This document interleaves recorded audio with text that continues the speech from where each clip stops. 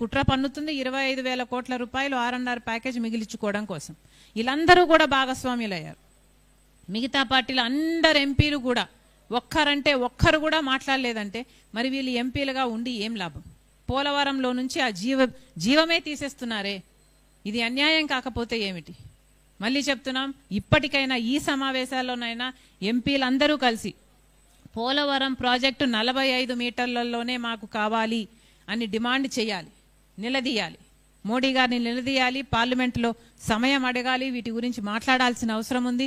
ఆంధ్ర రాష్ట్రానికి ఇంత అన్యాయం జరుగుతున్నా కూడా, ఇంత మంది ఎంపీలు ఉండి కూడా మనం కనీసం పోలవరం కూడా సాధించుకోలేకపోతే మీరు అట్టర్ ఫెయిలియర్ అయినట్టేనని మరోసారి కాంగ్రెస్ పార్టీ చెప్తుంది. ఇక రాజధానికి సంబంధించి పూర్తి నిధులు ఇవ్వాలి అన్నది విభజన హామీ, మన హక్కు. రాజధాని వాళ్ళు కట్టివ్వాలి. మోడీ గారు చెప్పిన దాని ప్రకారమే చూసుకున్నా ఢిల్లీని తలపించే రాజధాని అన్నారు. చంద్రబాబు గారు 70,000 కోట్ల రూపాయలు రాజధాని కట్టడానికి అంచనా వేశారు.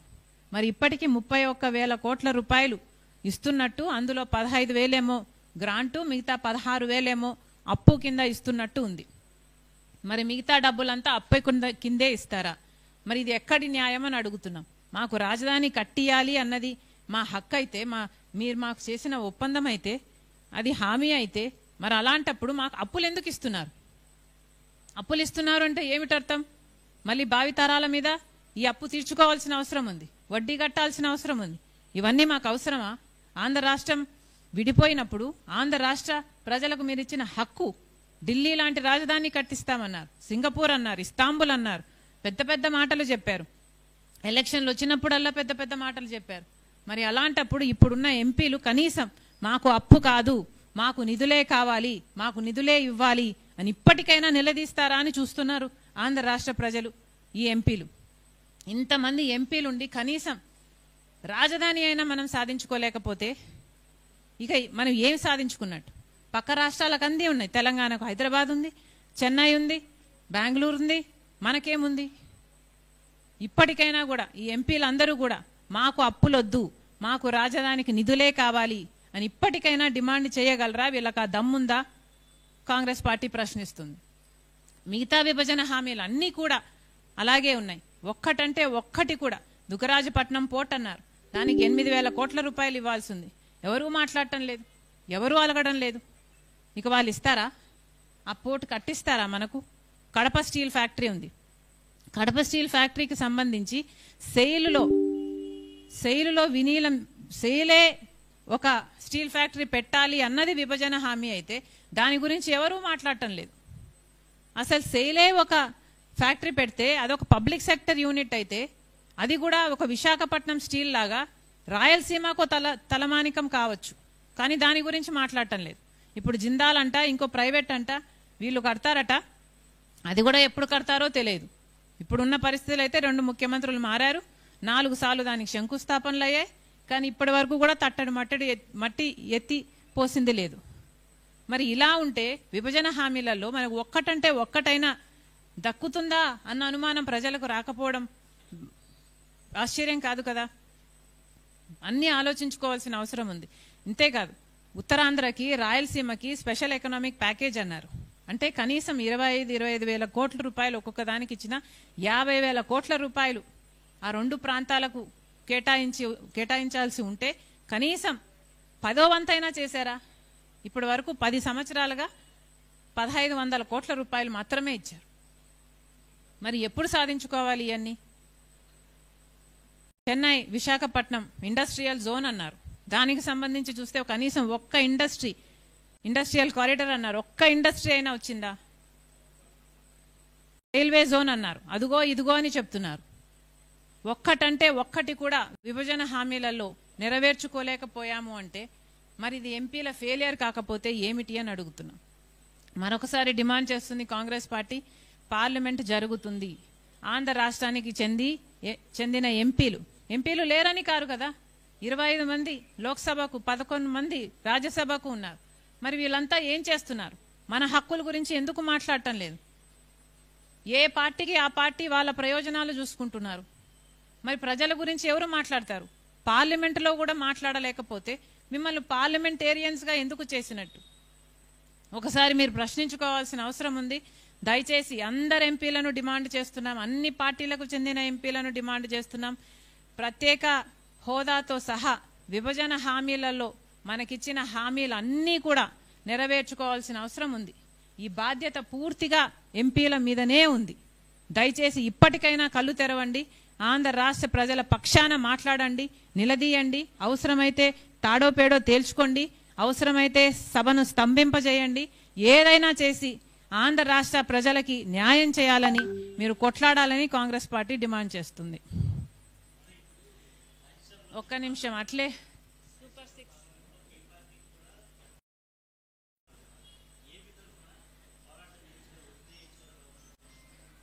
చేయొచ్చు. కానీ ఆంధ్ర రాష్ట్రానికి చెందిన వాళ్లకు ప్రైమరీ బాధ్యత ఏమిటి అంటే ఆంధ్ర రాష్ట్ర ఎంపీలు ఇంకా ఆంధ్ర రాష్ట్రం గురించే కదా చేయాలి. ఇట్స్ ఈజియర్ ఫర్ ఆంధ్ర రాష్ట్ర AP MPs to talk about AP issues then for other MPs to talk about AP issues. ఇప్పుడు కాంగ్రెస్ పార్టీకి వేరే బలం ఉంది అంటున్నారు, అవును. కానీ ఆ బలం ఎక్కడి నుంచి ఉందండి? కర్ణాటక నుంచి ఉందో, లేకపోతే తమిళనాడు నుంచి ఉందో, లేకపోతే ఇంకో రాష్ట్రం నుంచి ఉందో, ఇంకో రాష్ట్రం నుంచో ఉందో. వాళ్ళు మాట్లాడాలి అని సమయం తీసుకున్నప్పుడు వాళ్ళ రాష్ట్ర ఇష్యూలు మాట్లాడతారా, లేకపోతే మన రాష్ట్ర ఇష్యూలు మాట్లాడతారా? మన రాష్ట్ర ఇష్యూలు మాట్లాడాల్సింది ఎవరండి? మన ఎంపీలు కాదా? మనకు లేరా 25 మంది ఎంపీలు లోక్సభలో? మనకు లేరా 11 మంది ఎంపీలు రాజ్యసభలో? మిగతా రాష్ట్ర ఎంపీలు కాంగ్రెస్ పార్టీకి ఉన్న వాళ్ళ రాష్ట్ర ఇష్యూలు మాట్లాడుకుంటారు, మన రాష్ట్ర ఇష్యూలు ఎందుకు మాట్లాడతారు? అందుకే చెప్తున్నాము, మన రాష్ట్ర ఇష్యూలు మాట్లాడడానికే కదా 20 మంది లోక్సభ, 11 మంది రాజ్యసభకు ఏపీకి ఉన్నారు. మరి వీరేం గాడిదలు కాస్తున్నారు అక్కడ?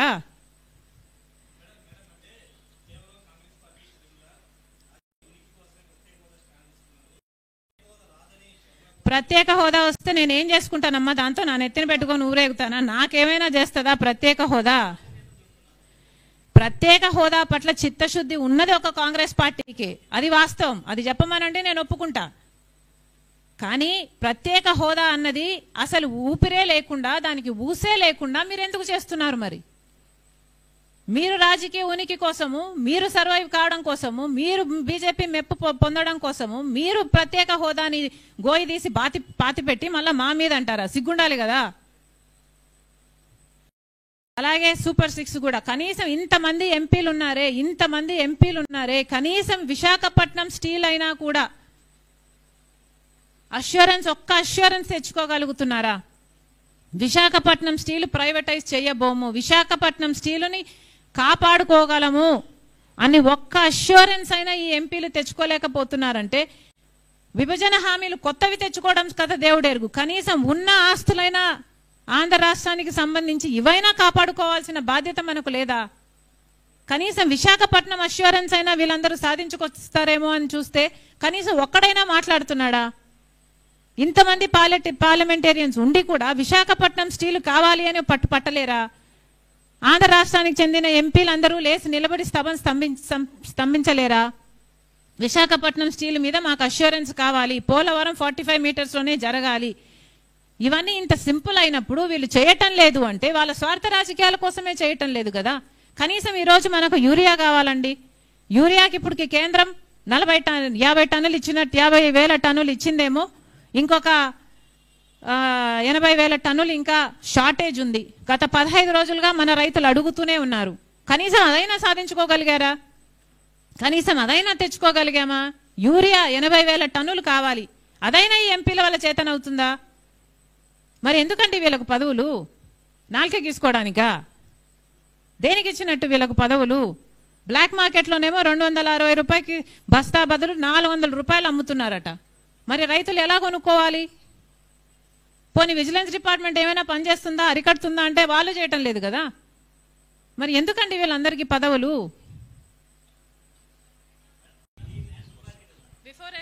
బిఫోర్ ఐ ఫర్గెట్ అమ్మా, సూపర్ సిక్స్ కు సంబంధించి చంద్రబాబు గారు మహిళలకు ఉచిత బస్సు అన్నారు. మహిళలకు ఉచిత బస్సు అన్నది పక్క రాష్ట్రం తెలంగాణలో అయితేనేమి, కర్ణాటకలో అయితేనేమి కాంగ్రెస్ పార్టీ అమలు చేసి చూపుతుంది. మరి అలాంటి పథకానికి కూడా చంద్రబాబు గారు ఎన్ని సాకులు వెతుక్కుంటున్నారో చూడండి. కనీసం సంవత్సరం అయిపోయింది, ఇప్పటికీ కూడా ఉచిత బస్సు మొదలు కాలేదు. అది ఆగస్టు 15కు చేస్తామంటున్నారు, ఎంత మటుకు అవుతుందో తెలియదు.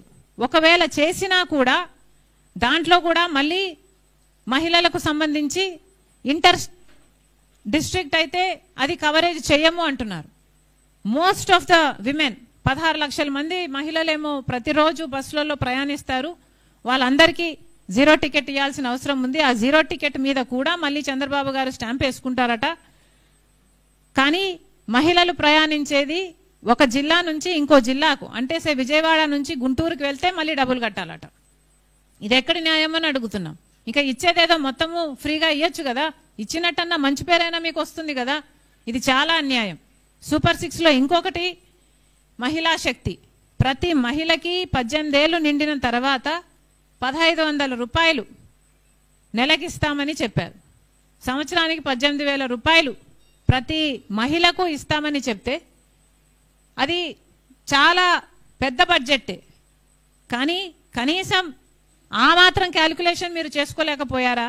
ఎన్నికలప్పుడు మీరే కదా ఊదరగొట్టారు, ప్రతి మహిళను మేము శక్తివంతురాలని చేస్తామని.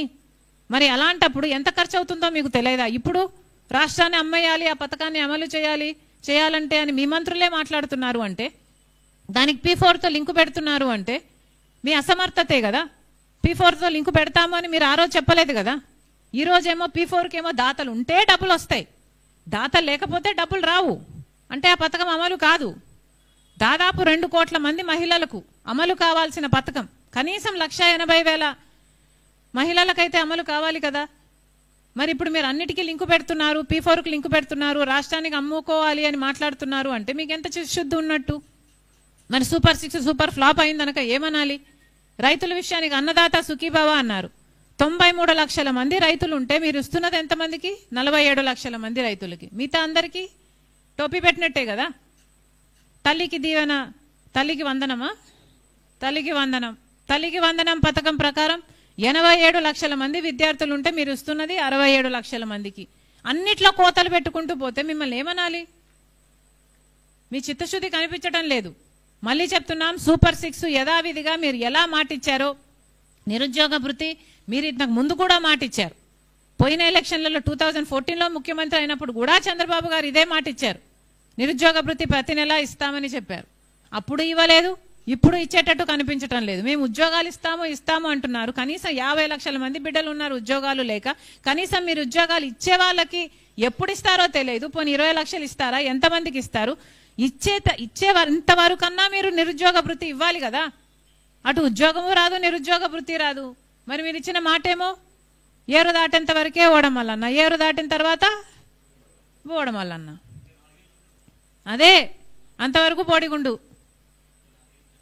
అదే మీరు ఎప్పుడెప్పుడు ఇస్తారా అని 4 ఏళ్ళు ఎదురు చూడాలి, అంతేనా?